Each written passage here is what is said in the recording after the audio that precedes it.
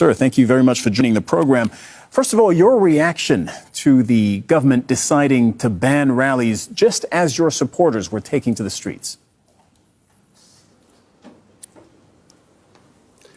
Well, just to give you the background, the Supreme Court asked the President of Pakistan to fix an election date.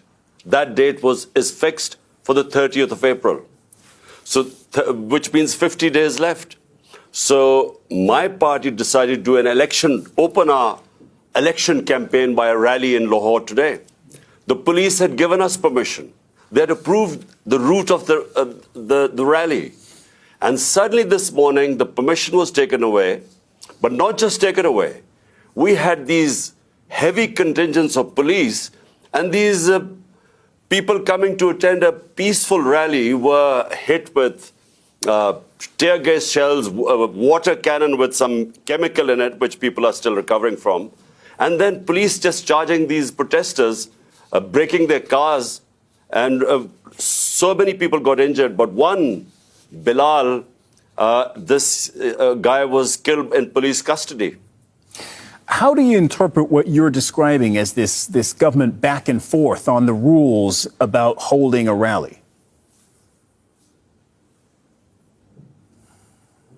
Well, the issue is that the government, all the 12 parties sitting in government and their backers, they're petrified of elections. Because so far, in the last 8 months, out of the 37 by-elections, my party has won 30 out of them. So they're petrified of general elections. They did not want the general elections.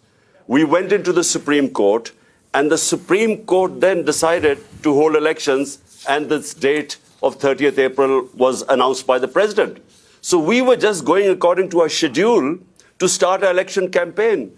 But it is clear that the government does not want election. The parties sitting in the government, they want to get out of the election. So my worry is that the idea was to create a law and order situation today, and we really restrained our workers. We called off the rally because we were scared that there would be people killed, and that would be used as a pretext to get out of the elections. Some might answer that while the government is perhaps afraid of the upcoming elections, you're also afraid of complying with judicial rules. The police did show up at your house in Lahore only a few days ago to arrest you, to compel you to show up in court, and you evaded arrest. Well, let me tell you something. So far, there are 76 cases against me. I'm charged for terrorism, charged for blasphemy, charged for sedition in these 77 cases. And these cases have been made in the last few months. So I've been going from one courtroom to the other. What happened was when I was shot, this assassination attempt on me, for 4 months, my leg wasn't, I had 3 bullets in my leg, so I couldn't go out of my house. So that's when they started, the cases mounted. They wanted to me appear in courts. And so it's just a question of how do you deal with 77 cases? I mean, how many court appearances do you make? So it is just one other way of getting me out of the way to contest the elections. So they want either to imprison me or to disqualify me because they are scared that my party, thanks to the Almighty, is one of the most popular party in Pakistan's history.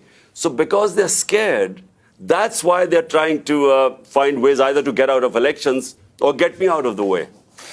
There are provincial elections, as you mentioned, in April, and then national elections later this year. If they both go ahead as scheduled, can you legitimately run in national elections if, as you say, there are 70-plus cases currently pending against you? All the cases, I'm afraid, are frivolous. Whenever they go into a court of law, these cases will be dismissed. Now imagine, I just give you an example. There's a terrorism. I'm supposed to have committed terrorism. Sir, sorry to interrupt, but if that's the case, and if that's why, if that's what you believe, why didn't you show up in court? Because I couldn't show up in court. There were reasons why I was injured. So for a lot of time, for 4 months, house-ridden. I couldn't really, my leg wasn't, the doctors would not allow me to travel. And they knew it. But before that, I was attending all court cases. But it's only since I was shot, that's when I didn't attend courts. And since then, I have again. But look, it's physically not possible to attend so many court cases. So my lawyers are trying to sort of work out a schedule. The second problem is security. My life is under threat because the people who try to assassinate me are in power. And so we've asked from the courts, we want protection. The court must give me protection before I can appear in courts. Because, I repeat, the people who I have nominated in my assassination attempt are sitting in power. Right. And just for our viewers, I want to make clear that they deny that, including the Prime Minister, who said he has nothing to do with the shooting against you late last year. How do you see the rest of this year playing out for you with these two elections coming up? Well, you know, the biggest concern right now for my political party is to protect me, because there's a serious threat to my life. And the reason is, I repeat, that these people sitting in power are petrified of losing the elections, which they will, which is why they don't want elections. So the question is, how do I campaign and yet have a secure enough environment? Question is, how do I go to these courts? I made 3 court appearances, and unfortunately, there was just no protection there. That's why we've approached the court and said, look, there must be some police protection. But the problem is, the people who are supposed to protect me are the ones who are trying to kill me. But what's your plan for this year? Is it win elections and then ride it back into office and into power in Islamabad? Well, the elections, national elections, are scheduled for October. But because we were in power in 2 of the 4 provinces, we dissolved our assemblies here. And so to hold elections, so the Supreme Court then asked the president to give a date, which is 30th April. And on 30th April, we hope to contest in these 2 provincial assemblies, which we were already in power.